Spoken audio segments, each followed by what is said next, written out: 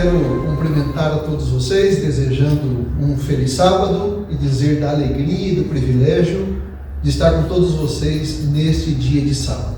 Eu quero agradecer imensamente o convite que me foi estendido pelo pastor Anselmo para participar desse momento tão importante, que é o culto na igreja e também esta cerimônia de batismo. Eu quero estender a você também a saudação dos nossos outros membros de nossa associação, dos nossos demais pastores, e quero dizer para você que é um privilégio estarmos juntos para adorarmos a Deus, para celebrarmos o nome do nosso Deus, e que bom que você está conectado, que bom que você está participando, mesmo que na sua casa, mas certos da bênção e da presença de Deus.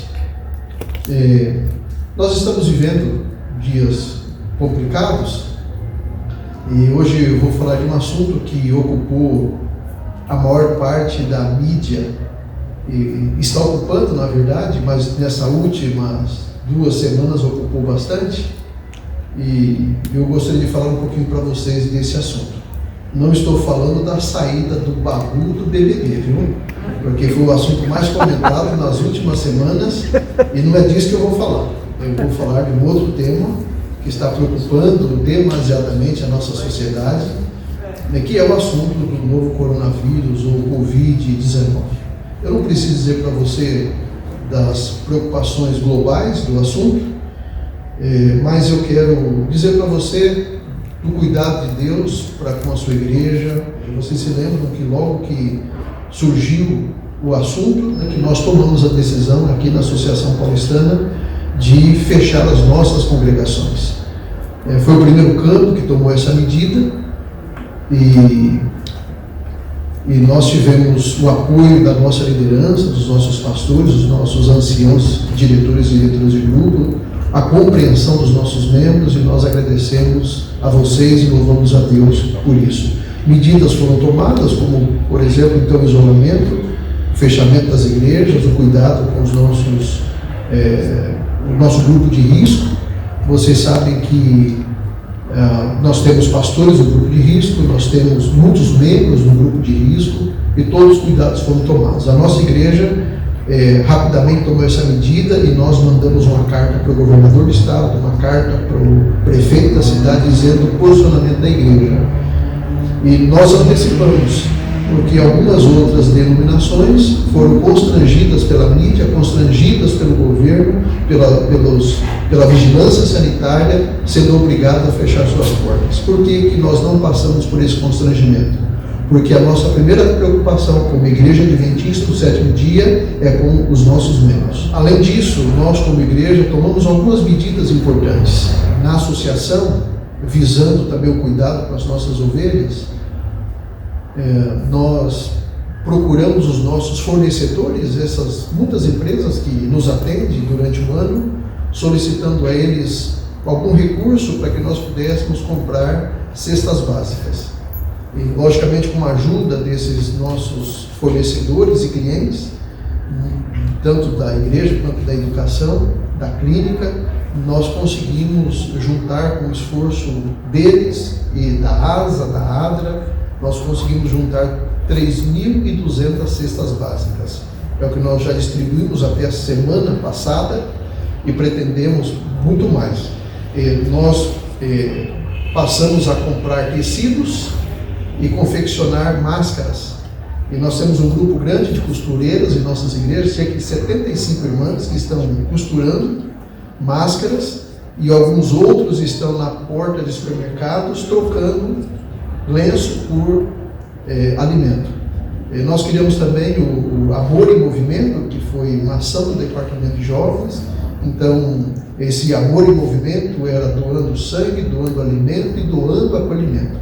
Uma preocupação com as pessoas que carecem de nosso apoio, de nossa ajuda nesse momento. Além disso, nós iniciamos uma campanha de oração para que Deus abreviasse esse tempo. Vocês sabem que Jesus mesmo disse, logicamente ele está falando dos últimos dias da história, que se esse tempo não fosse abreviado, nenhuma carne se salvaria. E por isso nós passamos a orar, pedindo a Deus que abreviasse esse tempo, para que o dano não seja maior. Começamos a campanha às 9 horas da manhã, com o nosso grupo, mas depois a divisão lançou um programa chamado Se Meu Povo Orar, e nós abraçamos também essa campanha, Se Meu Povo Orar, orando às 7 da manhã e 7 da noite, para que Deus use de graça e que Deus use de misericórdia para com a humanidade num momento tão desafiador e tão complicado como esse. Além disso, os nossos jovens, os nossos Calebs, têm se colocado à disposição da comunidade, atendendo as pessoas idosas, se colocando à disposição para ir na farmácia comprar medicamento, ir no supermercado buscar alimento, ir na feira para comprar frutas e verduras, e além de cuidar dos seus cachorros também. É a nossa igreja dentro da comunidade, dentro da sociedade, fazendo a diferença. Eu não preciso falar para você da quantidade de infectados e mortos nos principais países da Europa, como Itália, França, Espanha e também na ilha britânica, a Inglaterra. O número é crescente a cada dia, nos Estados Unidos mais assustador ainda, e o Brasil está muito acometido. Nós estamos lutando pelo isolamento social, mas os desafios do nosso país começam a ficar grandes também.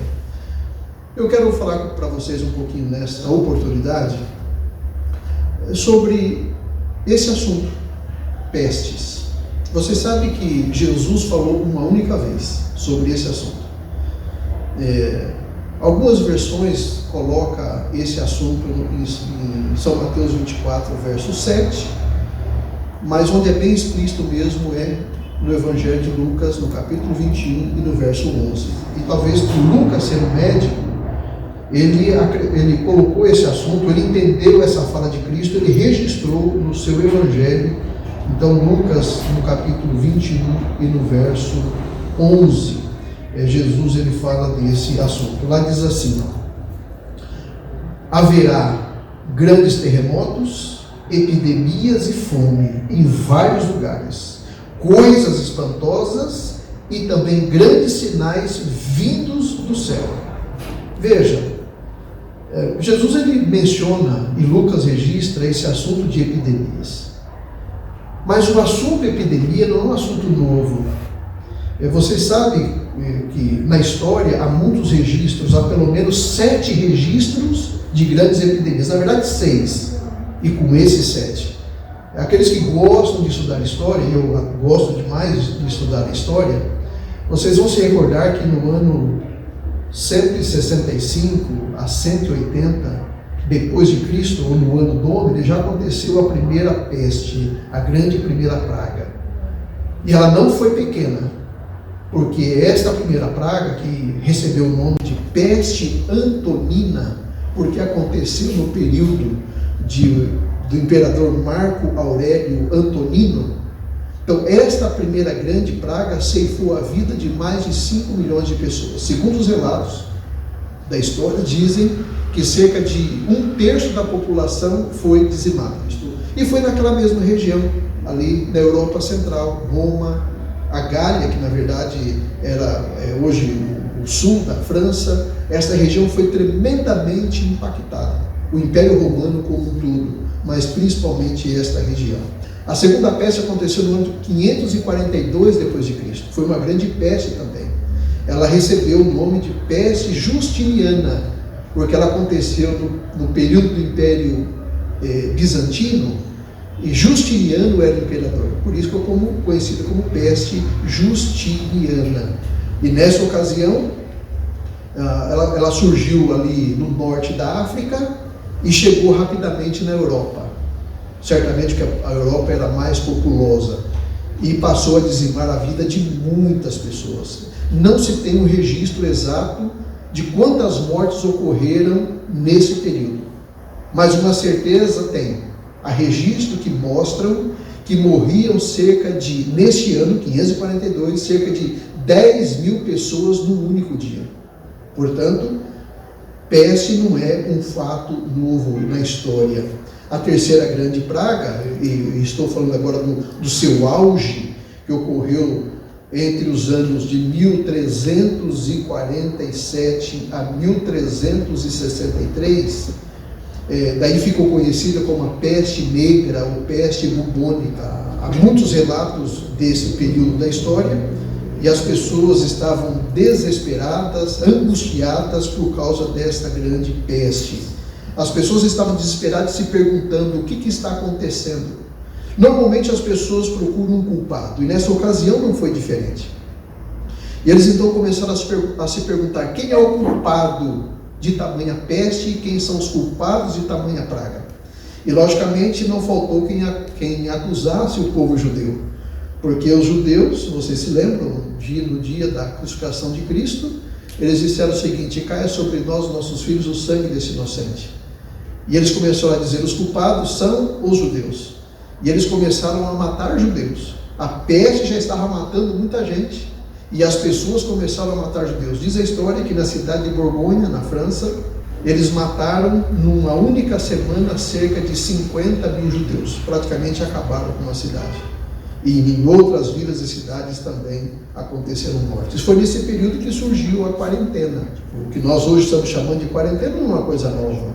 Já nessa época, na cidade de Veneza, é que surgiu essa expressão e essa regra, essa ordem de quarentena. E diz os historiadores que pode ser uma referência ao período da quaresma, porque o período de quaresma, que começa na quarta-feira de cinzas e vai até a crucificação de Cristo, a paixão de Cristo, esse período de 40 dias é um período mais onde as pessoas deveriam ficar mais confinadas, mais em casa, sem festa, sem bebedeira, sem essas coisas. Então daí vem o termo quarentena. Diz a história também que nesse período muitas pessoas morriam, e os primeiros urubus que começaram a comer as carniças morreram imediatamente. E a história registra que as pessoas morriam e os urubus não mais comiam suas carnes. Uma coisa terrível, por isso as valas comuns para sepultar as pessoas com muito mais rapidez e para que a praga não fosse mais propagada. Bem, esse período foi um período muito complicado, porque depois que esta peste de 1347 a 1353 ela passou, veio um outro período, que foi o período de 1663 a 1667, uma outra praga. Essa praga também acometeu essa mesma região, todas as pragas, a primeira, a segunda, a terceira, a quarta, sempre esta região da Europa. Nós não sabemos o porquê, se o clima favorece, se os ventos do Mediterrâneo facilita a propagação do vírus, se o clima favorece, nós não sabemos. O fato é que as principais, as grandes, aconteceram sempre nesta mesma região. E esta de 1663 a 1667, ela é mais recente, por isso há mais registros históricos. E há um registro muito interessante que me chama a atenção na cidade de Londres, na Inglaterra. Esta peste na Inglaterra, ela ficou conhecida e até hoje, em nossos dias, a gente percebe que os recursos usados naquele tempo são os mesmos usados até hoje. Para vocês terem uma ideia, a cidade de Londres era uma cidade, nessa ocasião, com 400 mil habitantes. E quando terminou a praga, só havia sobrevivido 200 mil, metade da população morreu. E eles dizem assim, a história, que a primeira semana, 720 pessoas morreram. Na segunda semana, 1.200. Na terceira semana, 1.700. E no decorrer dos anos, 200 mil pessoas morreram. Eles não sabiam o que era, nem de onde vinha. Por isso o desespero era muito maior. Só para a gente relembrar um pouquinho do que aconteceu, como que as pessoas reagem, como as pessoas reagem diante da crise, como as pessoas reagem diante de situações como essas. Na Inglaterra, por exemplo, diante das mortes, as pessoas iam morrendo e ninguém sabia a origem, muitas pessoas começaram a correr desesperadamente, de maneira alucinadas, andando de um lado para outro, girando o tempo todo, porque não sabia, era como se estivessem fugindo de um inimigo visível. Mas não faltaram também os profetas instantâneos, aqueles profetas que surgem colocando caixotes no meio das praças e já proclamando o Apocalipse. Naquele tempo era assim, hoje não é diferente. Não faltaram também os curandeiros, não faltaram os magos, os adivinhos, os charlatões, Eles sempre estão de plantão em momentos de crise. Não faltou ou não faltaram quem vendesse amuletos, incenso para proteger as pessoas do mal, objetos aromáticos. Londres se tornou um verdadeiro pandemônio. A igreja oficial de então. O que fez a igreja oficial? Nessa época, o líder geral da igreja, da religião oficial da época, era o Papa Clemente VI. Ele era um Papa francês. E a sede da igreja era em Roma. Mas por ele ser francês, ele dividiu o comando com a França. Então, na cidade de Avignon, ele estabeleceu também um centro de atendimento, e por ele ser francês, ele preferia ficar em Avignon atendendo e comandando a igreja de Avignon. E nessa época, então, ele fez um convite para as pessoas, que todos aqueles que viessem a Avignon receberia a cura, receberia a proteção para ficar livre desse mal. E creio em vocês que aproximadamente 1 milhão de pessoas saíram de suas casas, de suas cidades, em direção a Avignon. E a história diz que apenas 100 mil pessoas chegaram a Avignon. 900 mil morreram pelo caminho. E o pior, o Papa Clemente VI não atendeu ninguém. A frustração das pessoas, inclusive com as questões religiosas, com os religiosos. Os ricos que podiam fugiam da cidade, especialmente na Inglaterra, uma ilha, e os mais ricos de Londres pegavam suas carruagens, iam até o porto, lá pegavam embarcações tentando fugir dessa peste. Mal sabiam eles que ela estava por todas as partes da Europa. E o pânico foi tomando conta das pessoas. O pânico depois mudou de fase, ele foi para lamúria. As pessoas já estavam diferentes. Elas agora se perguntavam: por que eu estou merecendo esse castigo? O que nós fizemos para merecer esse castigo? E todos atribuíam isso a uma ira divina. O descontrole emocional tomou conta das pessoas, como é comum numa época dessa. As pessoas que não conseguiam compreender o que estava acontecendo, homens e mulheres que não sabiam quem estavam contaminados com a enfermidade, eles andavam, como disse, de um lado para outro, desesperados, e muitos suicídios foram registrados, porque o descontrole emocional era muito grande. Finalmente, o rei Carlos II entra em ação. E o rei Carlos II toma, então, 6 medidas. Então, primeira coisa, convocou todos os médicos e disse: olha, vocês estudem um assunto e tragam a solução para essa enfermidade. Mas tomou outras medidas também, como, por exemplo, limpar ruas e calçadas todos os dias. Uma outra medida, simplificar os sepultamentos. Então, nada de funeral, nada de abraços, então, vala comum. Outra medida que tomou o rei Carlos, pediu para que tivesse cuidado com os alimentos. Então, examine bem os ovos, para ver se eles estão estragados, cuide com a carne que vocês estão comprando, os demais alimentos, veja se eles não estão estragados. Outra medida foram tomadas, a diminuição, a não circulação de papel, moeda, papel. Então eles criaram um modelo. Então é o seguinte: só vamos vender com moedas. E faz o seguinte: os comerciantes colocam uma bacia de vinagre, o comprador joga as moedas dentro da bacia de vinagre e depois o comerciante retira lá de dentro as moedas, para evitar algum tipo de contágio. Eles não sabiam exatamente o que era, por isso medidas foram sendo tomadas. Uma última medida foi tomada pelo Carlos II, e essa foi dramática. Então é o seguinte: todos os animais domésticos têm que ser sacrificados, todos eles. Cachorro, gato, coelho, pombo, quem tem animal de estimação tem que sacrificar. Bom, depois disso, o prefeito de Londres também entra em ação. O prefeito toma Bloodworth também tomou suas medidas. A medida dele foi o seguinte: isolamento social. Todo mundo vai para casa, 28 dias dentro de casa, sem sair de casa, sem sair de lá. Colocou guardas nas ruas para impedir as pessoas de saírem, e a ordem é o seguinte: só sai de lá morto. E de fato foi o que aconteceu. A história nos diz que passava uma carruagem à noite recolhendo os mortos. E eles gritavam: tragam os seus mortos, tragam os seus mortos. E as pessoas iam jogando para fora de casa as pessoas que haviam morrido. E eles dizem que cerca de 1.000 pessoas morriam todos os dias na cidade de Londres. Uma tragédia sem tamanho. E sabe?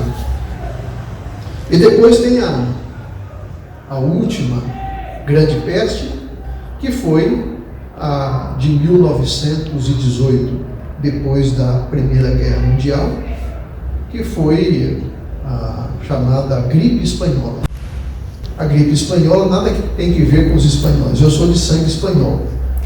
Eu não gosto que fale de gripe espanhola, porque ela surgiu nos Estados Unidos. Os espanhóis, por sua vez, chamaram de gripe francesa. E os franceses chamavam de gripe pulmônica. A descoberta desta enfermidade, ela só aconteceu aproximadamente 230 anos depois. Quem foram os descobridores? Um suíço chamado Alexander Yersin e um japonês chamado Shibazaburo Kitasato. O japonês ficou mais famoso por causa do nome, mas o primeiro descobridor foi Yersin, Alexander Yersin. E tanto que a peste depois recebeu o nome de Yersina pestis, em homenagem ao descobridor da vacina. Descobriu exatamente qual era o DNA da enfermidade e também descobriu a vacina para ela, cerca de 230 anos depois. E como que eles descobriram? Como isso foi descoberto? Isso foi descoberto, sabe como? Olhando para trás. Porque tanto o japonês quanto o suíço, eles começaram a ler os registros da história. Eles olharam aquilo que Demócrito, um filósofo grego, havia escrito em 320 a.C. E um outro filósofo grego também, Epicuro, que viveu 270 a.C., eles haviam escrito algumas coisas interessantes. Eles diziam o seguinte, que toda a matéria tem partículas invisíveis, e que existem partículas invisíveis circulando pelo ar. E essas partículas são transmissoras de doenças. E quando as pessoas respiram, elas acabam assimilando essas enfermidades. Um outro filósofo romano, chamado Tito Lucrécio Caro, que viveu em 98 a 55 a.C., ele deu um nome para isso. Na verdade, tanto Demócrito quanto Epicúrio, eles falavam sobre o átomo, a menor partícula da matéria. Ela é invisível, mas ela existe. Mas o Tito Lucrécio foi mais além, e ele chamou essas partículas que transmitem doenças de átomo doentio. E foi olhando esses registros que Yersin e Kitasato, olhando para esses registros do passado, que eles puderam entender o presente e puderam melhorar o futuro. Eu, com essas palavras, queria dizer para você o seguinte, que a solução para o presente também está no passado. Nós precisamos voltar os nossos olhos para aquilo que foi escrito há mais de 2000 anos atrás. Nós devemos voltar os nossos olhos para aquilo que o próprio Jesus disse, aquilo que os apóstolos disseram, aquilo que está registrado nos profetas do passado, porque eles apontam para aquilo que está acontecendo em nossos dias. Como as pessoas reagem diante de tamanha tragédia? A maioria delas reage em desespero. E a nossa missão é levar paz, esperança, consolo para as pessoas. Eu percebo que a população ela está polarizada. Você tem um grupo de pessoas que estão buscando a Deus, que o temor do Senhor está no coração delas, mas você tem um grupo grande ainda indiferente a tudo que está acontecendo. A impressão que eu tenho é que às vezes o que está acontecendo é aquilo que está em Apocalipse capítulo 22, verso 11. Continue o justo na sua justiça e continue o ímpio na sua impiedade. Parece que, de fato, o grupo está polarizado. Mas eu quero dizer para vocês que há muitas pessoas buscando a Deus. Há muitas pessoas que estão se voltando para as Escrituras, buscando, de fato, o temor do Senhor. Uma pesquisa que vocês viram, que circulou aí, que a CNN fez, perguntando para as pessoas, depois que terminar a quarentena, depois que passar essa onda, quanto tempo você vai demorar para ir para os lugares que você mais gosta? E que lugares são esses? Para onde é que você vai depois que você decidir sair de casa? A maioria das pessoas responderam que o lugar que elas vão procurar, que elas irão frequentar depois, é a igreja. E o segundo lugar ficou os cabeleireiros, né? Não sei se tem alguém aqui que está nos assistindo e que é cabeleireiro, pode ficar tranquilo que o seu salário está garantido, que muita gente vai para o cabeleireiro depois que passar essa onda. Mas muitas pessoas, a maioria delas, querem ir para a igreja. Saudade da igreja, saudade das pessoas. E muitas pessoas estão se despertando para o estudo da Bíblia. Muitas pessoas estão buscando a fé em Cristo. Eu tenho recebido muitos pedidos de estudos bíblicos, eu sei que você também tem recebido. Eu tenho observado a minha vizinhança. Eu moro aqui pertinho de vocês, aqui da igreja de Americanópolis, onde estou falando agora. Eu moro num bairro que a maioria de vocês conhece, chamada Vila Mascote.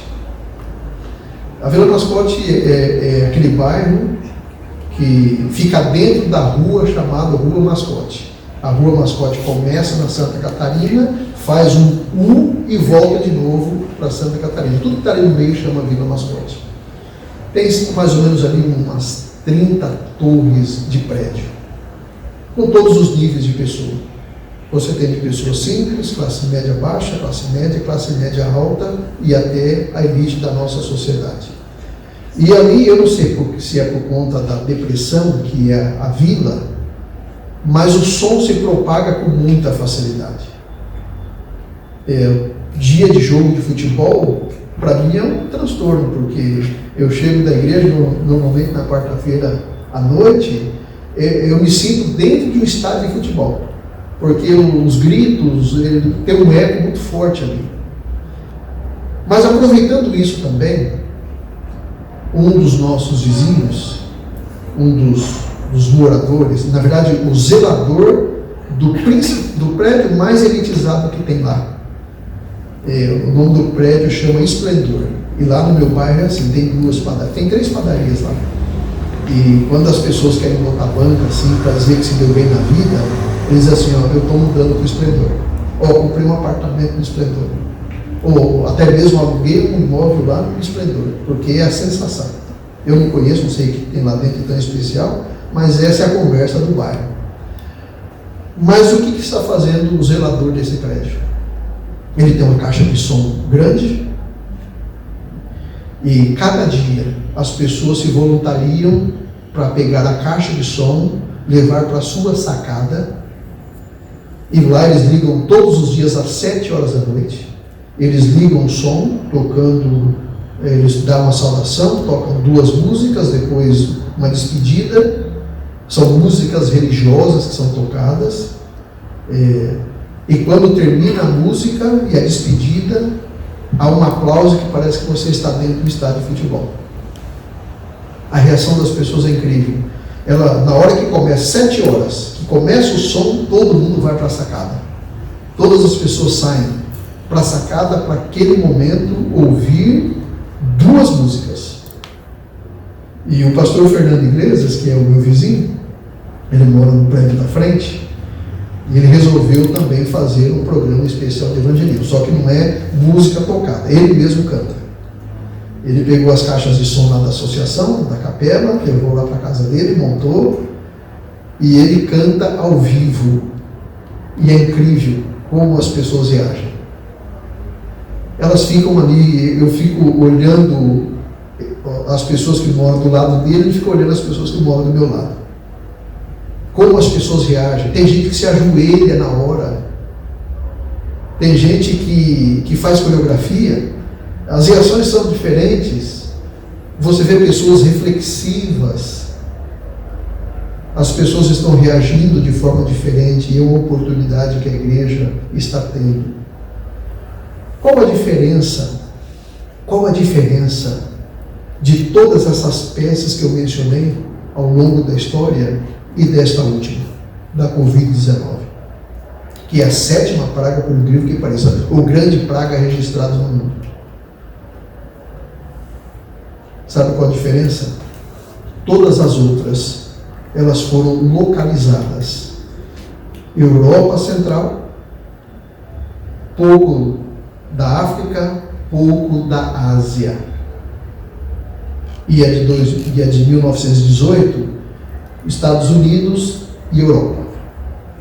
Mas ela tem um alcance global.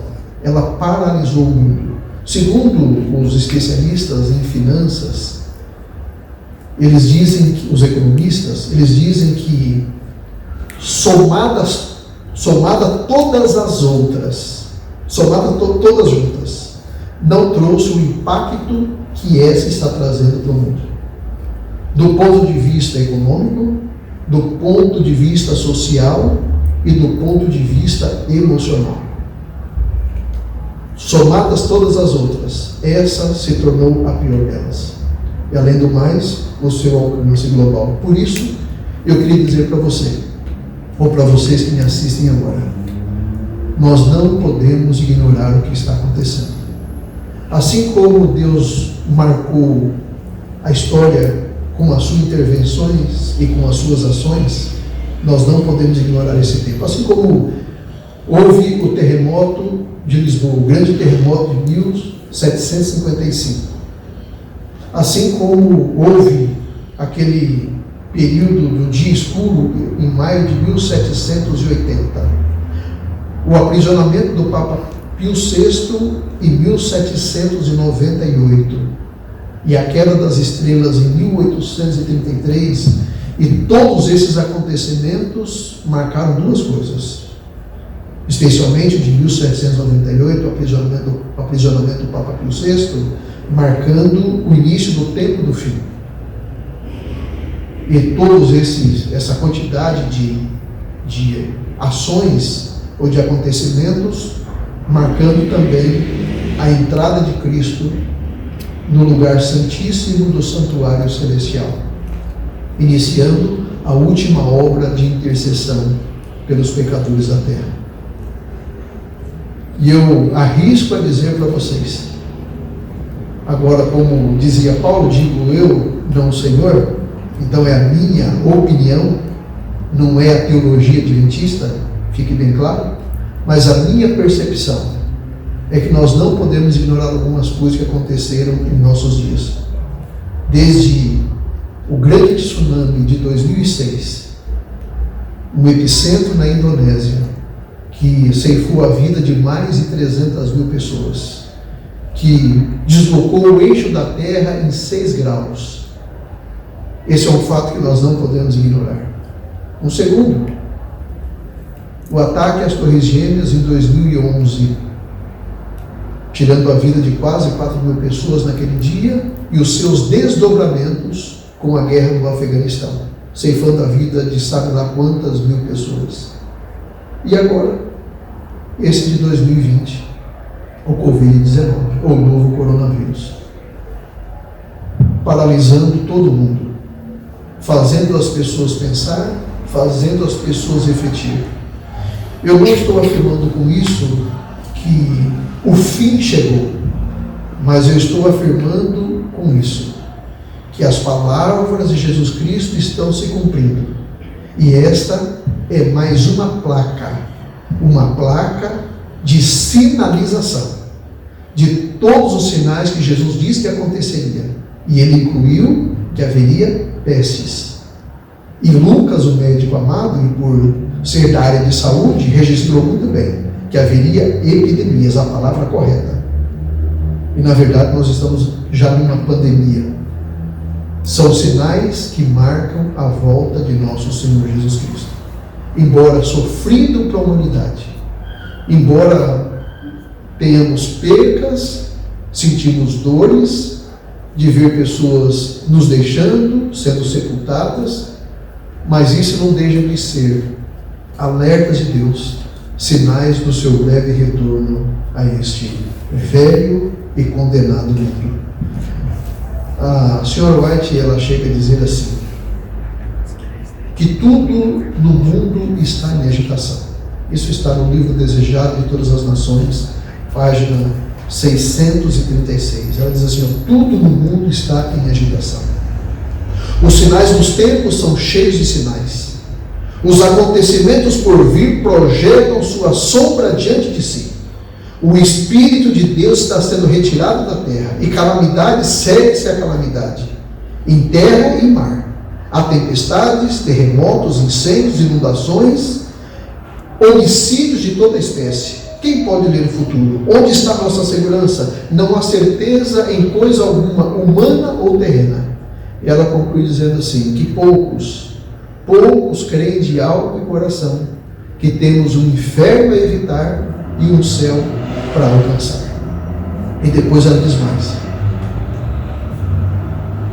as fomes aumentarão, epidemias arrebatarão milhares de vidas, perigos provenientes dos poderes de fora e de atuações satânicas por dentro estarão por toda parte ao nosso redor, mas o poder moderador de Deus está sendo exercido atualmente. Eu fico pensando, meus queridos amigos, meus queridos irmãos, Apocalipse capítulo 7 diz que há 4 anjos segurando os 4 ventos da terra. Eu acho que um deles deixou dar uma escapadinha numa ponta aí. Porque se esses 4 anjos soltarem os 4 ventos da terra, você não faz ideia do que vai se tornar esse mundo. Eu vou dizer algumas coisas mais. Algumas pessoas chegaram a dizer assim, o que está profetizado na Bíblia dificilmente aconteceria. As pessoas não seriam más a tal ponto. Os governantes não permitiriam que tais coisas aconteceriam, como por exemplo, perseguir pessoas por causa da religião.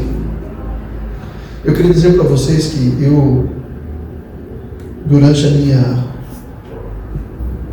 pós-adolescência e juventude, eu trabalhei fora, em empresa privada.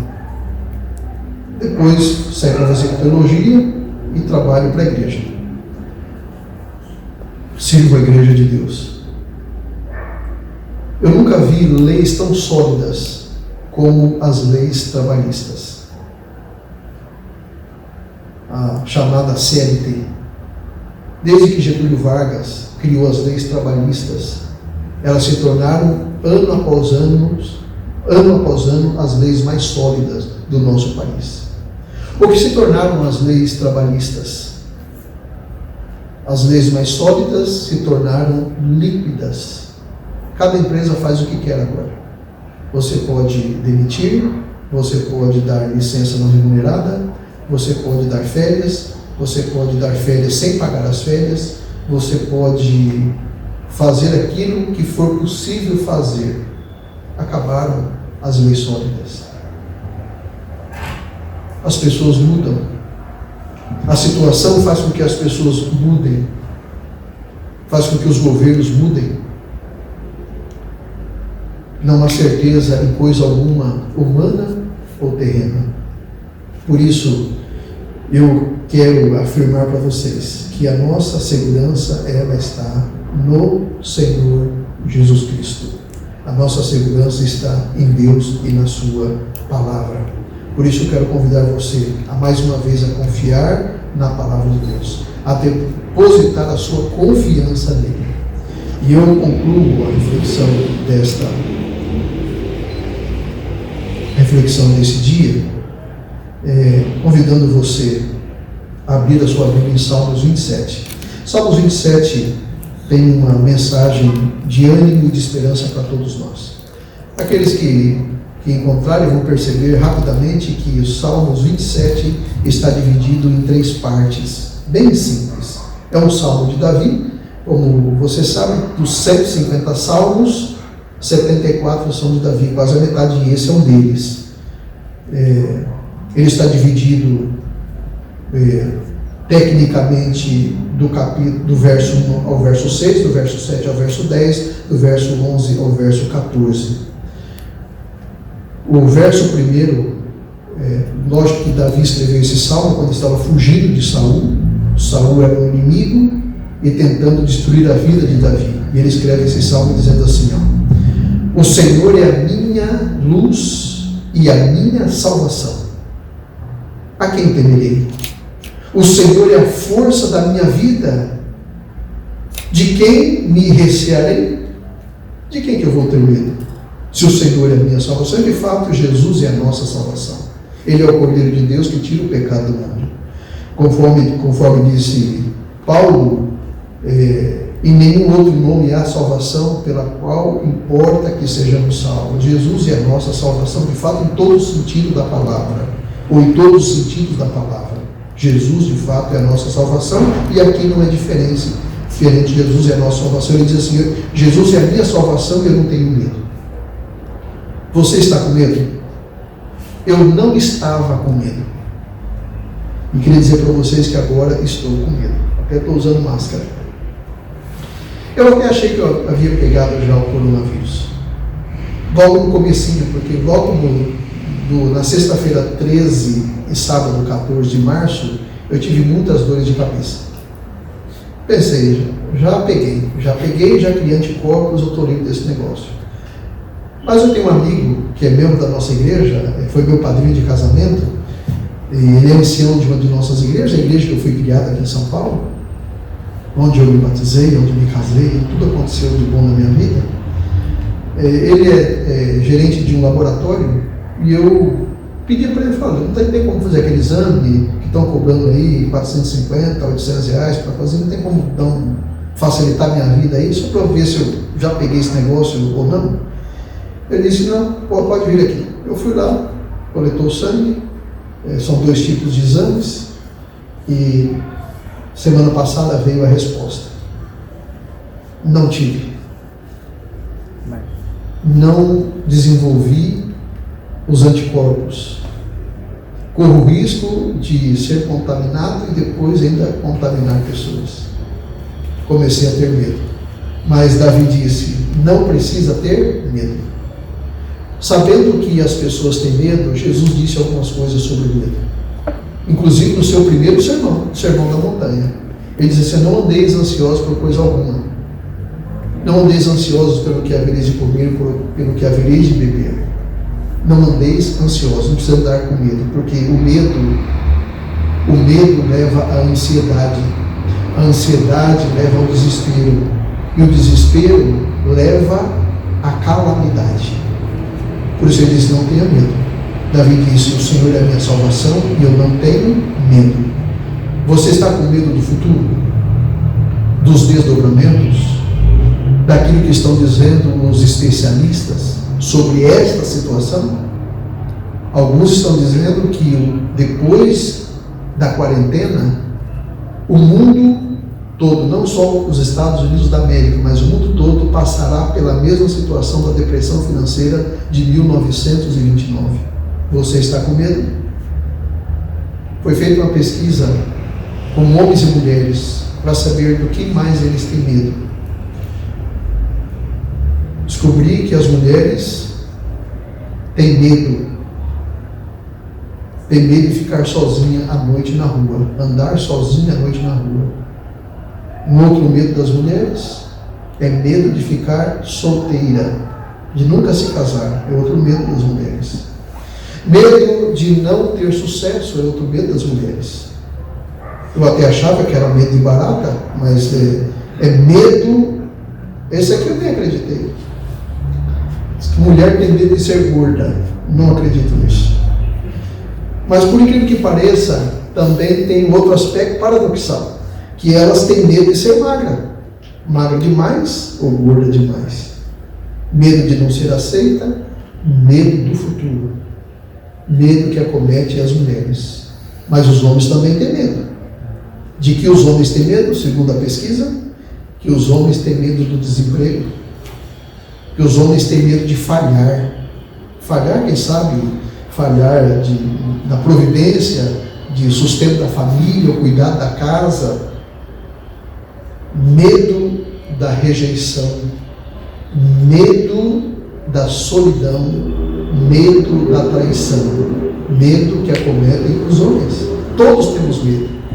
E tenho certeza que todos nós estamos com medo do Covid-19 ou do novo coronavírus. Todos temos medo, mas Davi diz: o Senhor é a minha proteção. O Senhor me protege. O Senhor tira de mim o medo. E falando em proteção, o segundo bloco diz exatamente isso. Que o Senhor é a nossa proteção.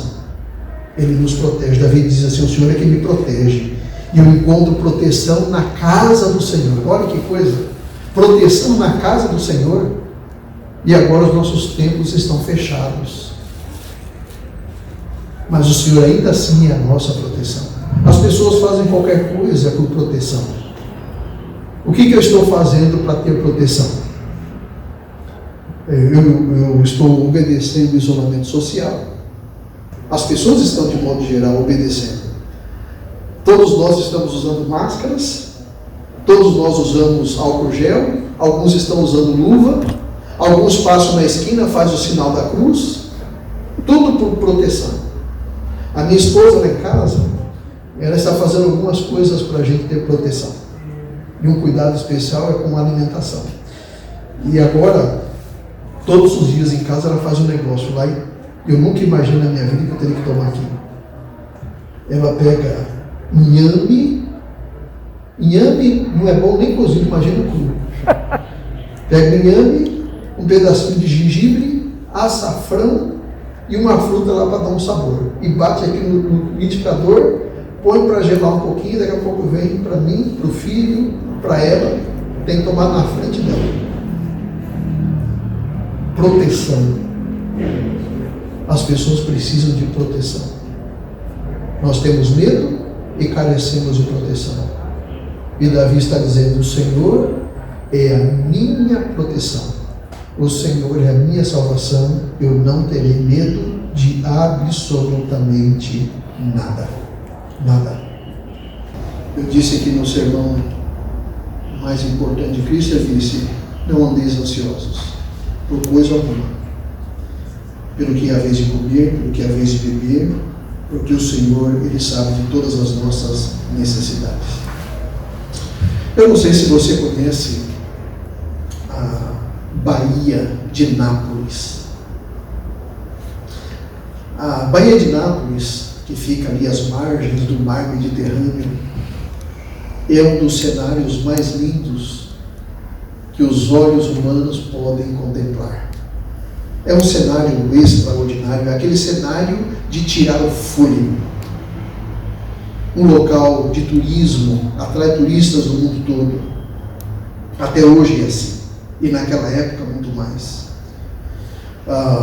As pessoas mais abastadas utilizam desse lugar para tirar férias, e naquela época também faziam isso, passar férias nesse local. É uma cidade pequena, uma cidade de aproximadamente 15 mil habitantes, e naquela época, quando havia muitos turistas, chegava a 20 mil habitantes. Havia, já naquela época, um anfiteatro na cidade, um grande anfiteatro. Havia ginásio de esportes, hotéis para acolher os turistas.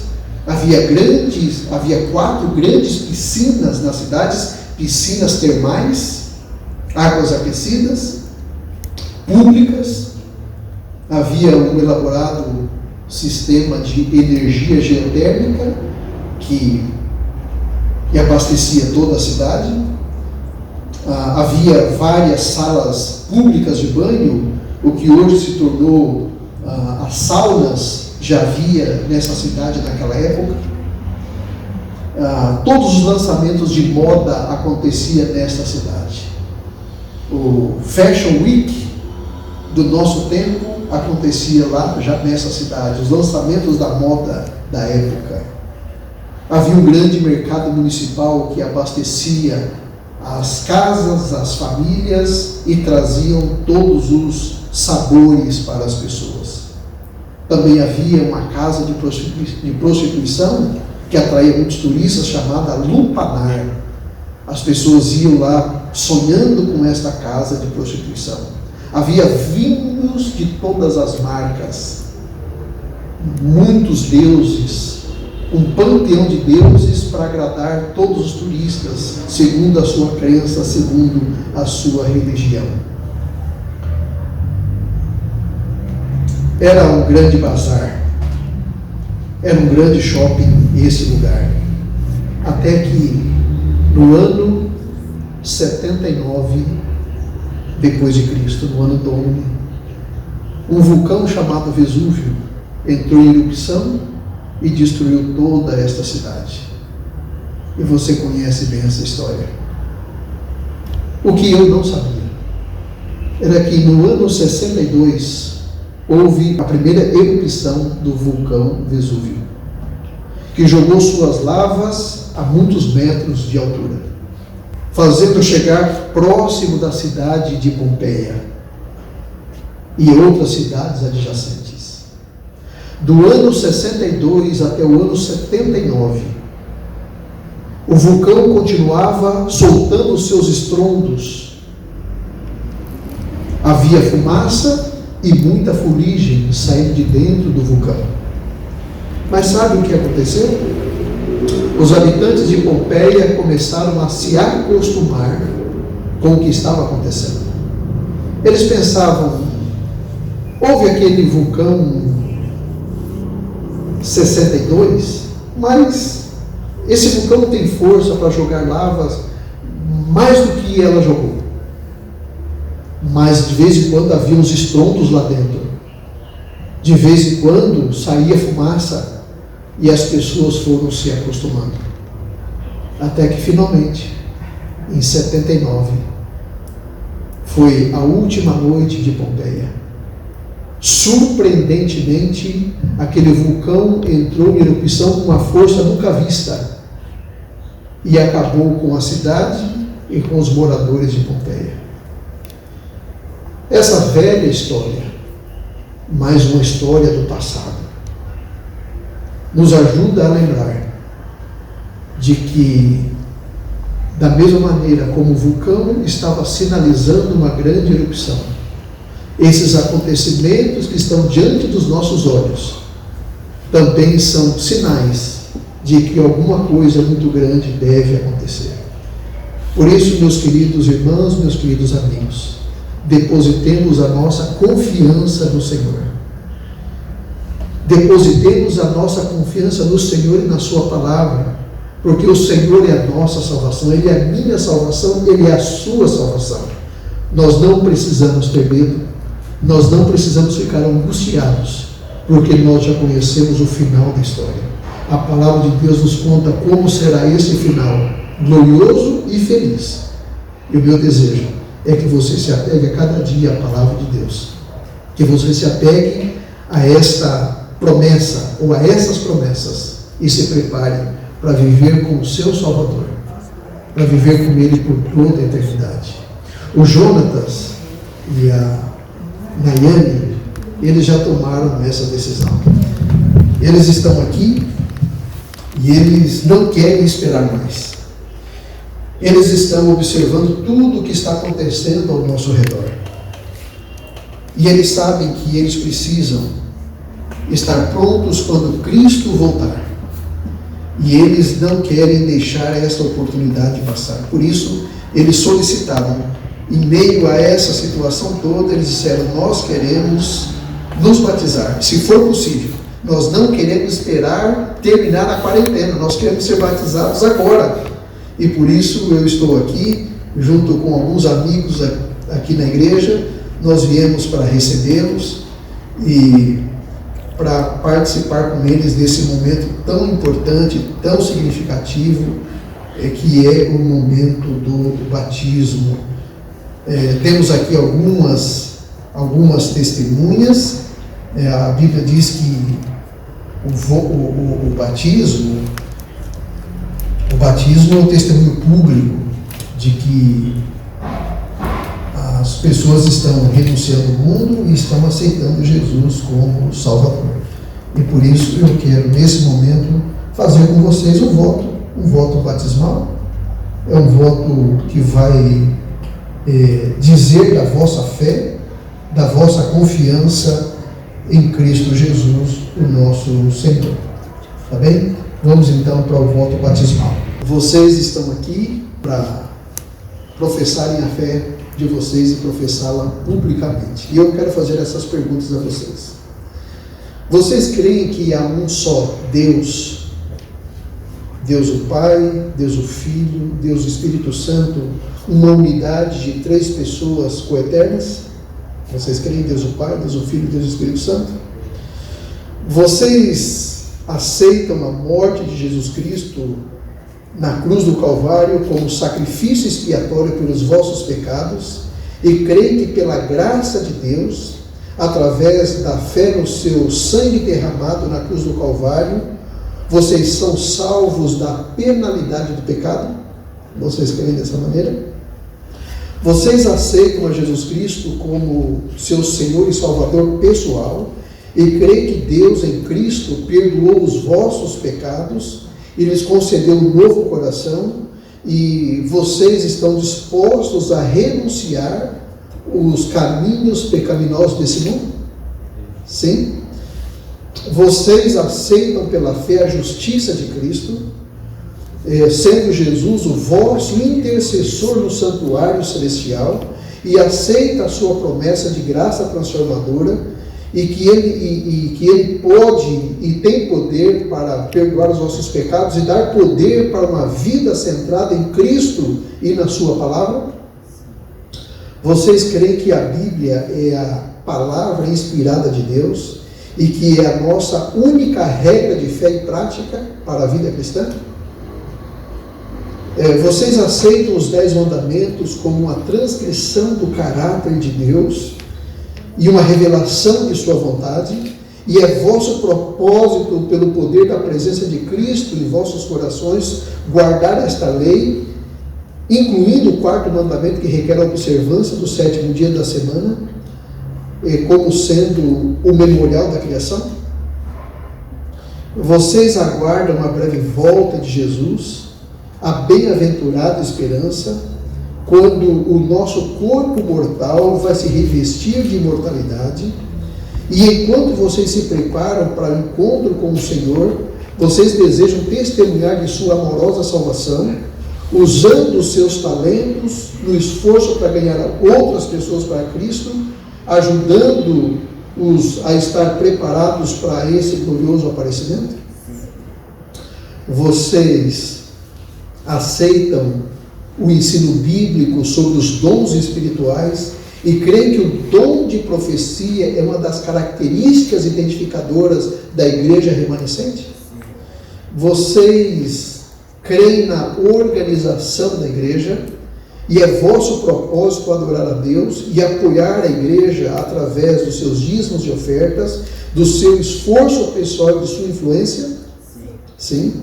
Vocês creem que o corpo é o templo do Espírito Santo e vocês vão honrar o corpo cuidando do mesmo, evitando o uso daquilo que é prejudicial e abstendo-se de todos os alimentos imundos, também do uso, fabricação ou venda de bebidas alcoólicas, do uso, fabricação ou venda do tabaco em qualquer uma de suas formas para o consumo humano e do uso indevido ou do tráfico de narcóticos ou outras drogas?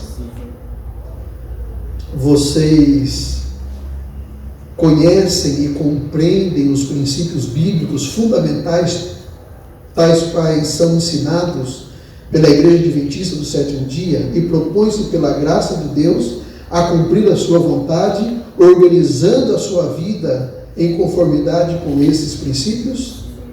Vocês aceitam o Novo Testamento no tocante ao batismo por imersão e desejam ser batizados da mesma maneira como Cristo foi, e vocês desejam fazer isso de maneira pública, testemunhando da vossa fé em Cristo Jesus e que Ele, através dessa cerimônia, perdoará os vossos pecados?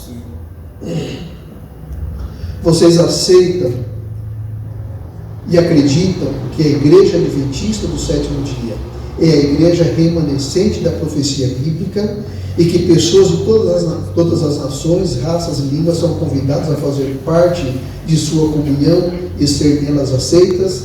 E vocês desejam fazer parte da Igreja Adventista do Sétimo Dia local e da Igreja Adventista mundial? Muito bem. Vocês demonstraram publicamente para as pessoas que estão aqui de que vocês compreenderam os ensinos que foram ministrados a vocês e que vocês desejam ser batizados. E faremos isso agora para a glória de Deus, no nome santo de Jesus. Tá bem? Eu quero fazer uma oração para vocês, pedindo a bênção do Senhor para as vossas vidas. Vamos ajoelhar para esta oração. Senhor, nosso Deus e nosso Pai, mais uma vez aqui estamos na sua presença, com o nosso coração agradecido pelo dom da vida, pela saúde e pela graça maravilhosa de nosso Senhor Jesus Cristo. Queremos te agradecer pelas horas sagradas do teu santo dia, queremos te agradecer pela oportunidade de estarmos aqui com este casal tão especial, o Jonatas e a Nayara. Eles compreenderam e entenderam a plenitude do tempo e decidiram, sem mais demora, entregar a vida e selá-la para Cristo Jesus através do santo batismo. Por isso, Senhor Deus, nós estamos aqui para suplicar a tua bênção para esse casal. Eles querem ter uma nova vida com Cristo. Eles compreenderam que se alguém está em Cristo, nova criatura é, as coisas antigas passaram e eis que tudo se fez novo. Por isso, Pai, dê a eles uma nova vida em Cristo Jesus. Que o Senhor perdoe todos os seus pecados, dê a eles uma nova vida, e que eles possam usar esta nova vida para a glória do teu nome, para a glória de Deus o Pai, e que eles possam ser testemunhas de Jesus Cristo, dizendo a outras pessoas de que o nosso Salvador muito em breve virá para nos buscar. Pai bondoso, toma em tuas mãos, abençoe todas as áreas da vida deles, abençoe no trabalho, abençoe no relacionamento, abençoe na convivência, abençoe na amizade, e que o Espírito Santo do Senhor possa estar na vida deles, e que hoje eles possam nascer da água e nascer do Espírito, é o que nós te pedimos em nome de Jesus. Amém.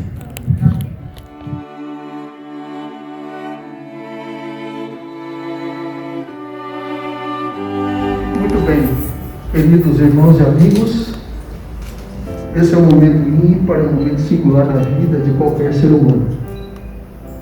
E agora, para a Nayane e para o Jonatas, que vieram aqui testemunhar publicamente do amor de Jesus Cristo na vida deles. Eu queria dizer para vocês as palavras de Isaías, capítulo 1, e o verso 18. Diz assim: ainda que os vossos pecados sejam vermelhos como a escarlate, eles se tornarão brancos como a lã. Ainda que eles sejam vermelhos como o carmesim, eles se tornarão brancos como a neve. E eu queria que vocês soubessem que, a partir desse momento, ao aceitarem a Jesus Cristo como o Senhor e Salvador de vossas vidas, o que passou será sepultado, como sepultaremos a vida de vocês aqui, nesse tanque batismal. É um símbolo daquilo que Jesus está fazendo na vida de vocês agora. Eu quero começar com Jonatas. Por favor, Jonatas, você vem aqui. Você é sua mão.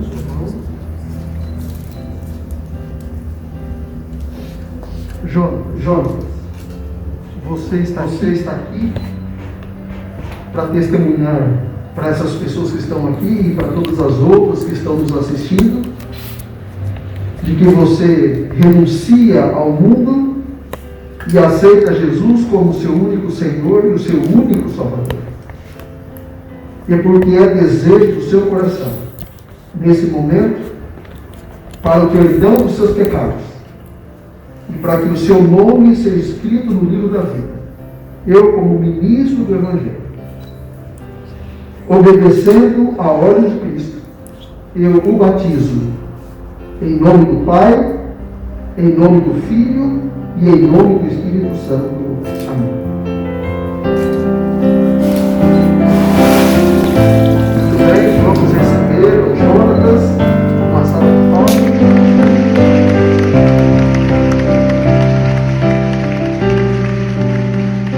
Que você viva uma vida de obediência, uma vida de entrega diária ao nosso Senhor Jesus Cristo. Que Deus abençoe você, Jonatas. Eu quero convidar a Nayane. Nayane, por favor, venha até aqui. Você vai segurar aqui, Nayane. Você vai me dar a sua mão. E assim como o Jonatas, Nayane, você também veio aqui para testemunhar publicamente da sua fé em Jesus. Eu disse e gostaria de repetir as palavras do apóstolo Paulo, quando ele diz assim: se alguém está em Cristo, nova criatura é. As coisas antigas passaram e eis que tudo se fez novo.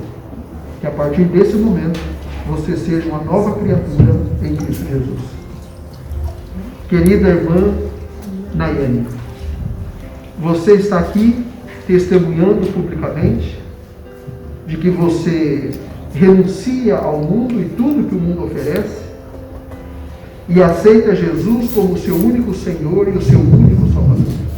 E porque é desejo do seu coração, nesse momento, para o perdão dos seus pecados e para que o seu nome seja escrito no livro da vida, eu, como ministro do Evangelho, obedecendo a ordem de Cristo, eu a batizo em nome do Pai, em nome do Filho e em nome do Espírito Santo. Amém.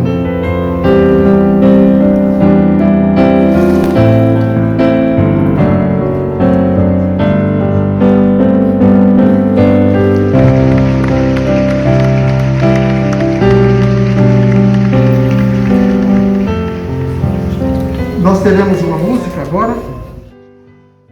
Vem pra cá, por favor.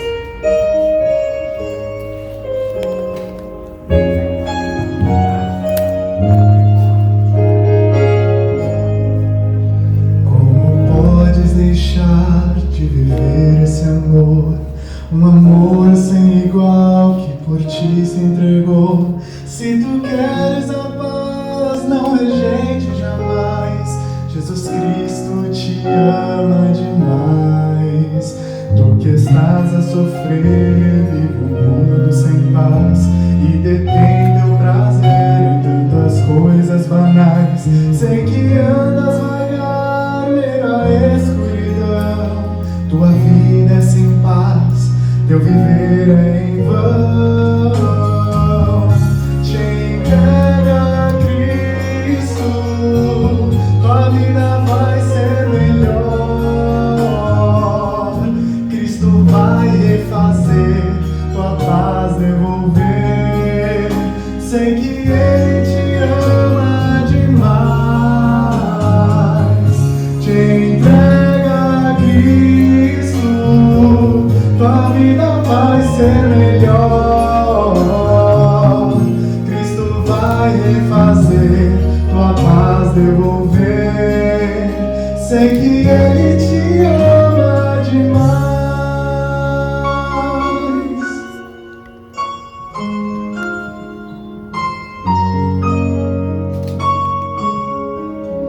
Tão aflito tu estás. e te esqueces do amor. Não me busca jamais e não queres amor. Foi por ti que eu morri, maior preço paguei. Foi por ti que minha vida entreguei. Se tu queres sentir este imenso amor, deixes logo fluir no teu interior. Sei que podes deixar a velha vida então, e este amor te trará o completo perdão. Te entrega a Cristo, tua vida vai ser melhor. Cristo vai refazer, tua paz devolver. Sei que Ele te ama demais. Te entrega a Cristo, tua vida vai ser melhor. Cristo vai refazer, tua paz devolver. Sei que Ele te ama demais.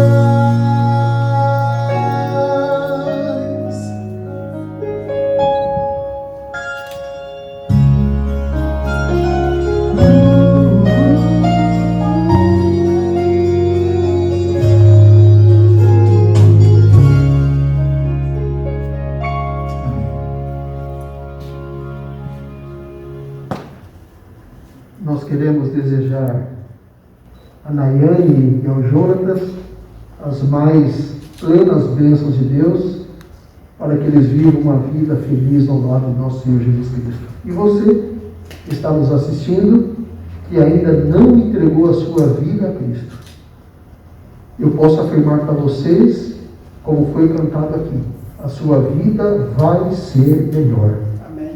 Entregue a sua vida a Cristo nessa hora. Como você está, feche os olhos e receba a bênção do Senhor. Santo Deus e Pai, mais uma vez aqui estamos diante do Senhor para suplicar a Tua graça, suplicar o Teu perdão e, sobretudo, suplicar a transformação que só o Espírito Santo pode operar em nossa vida. Por isso, Pai, se alguém que nos assiste agora, que ainda não entregou a vida a Cristo Jesus, que possa, nesse momento, pelo poder do Espírito Santo, se levantar, dar o seu testemunho e entregar a vida a Cristo, se preparar para se encontrar com Ele quando Ele voltar nas nuvens do céu. Fique conosco nesse dia. Nos dê um sábado feliz ao teu lado, é o que nós te pedimos, em nome de Jesus. Amém.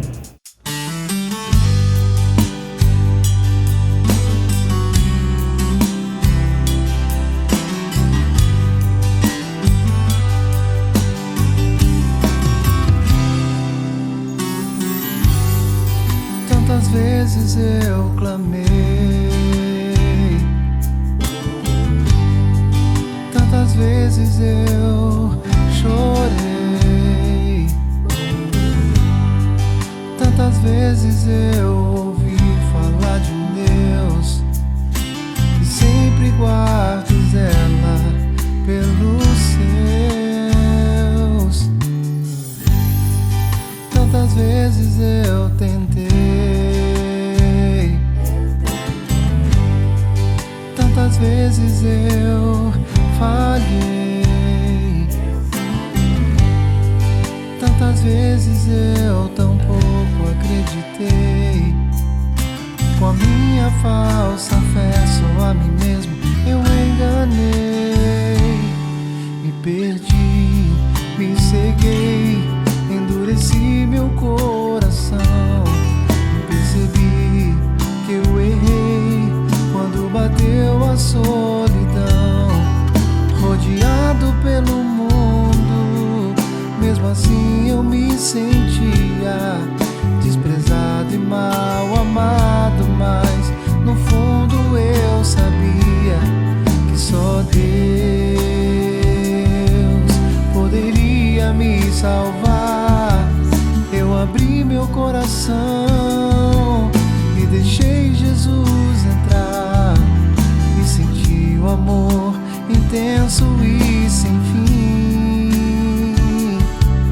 e o milagre se fez.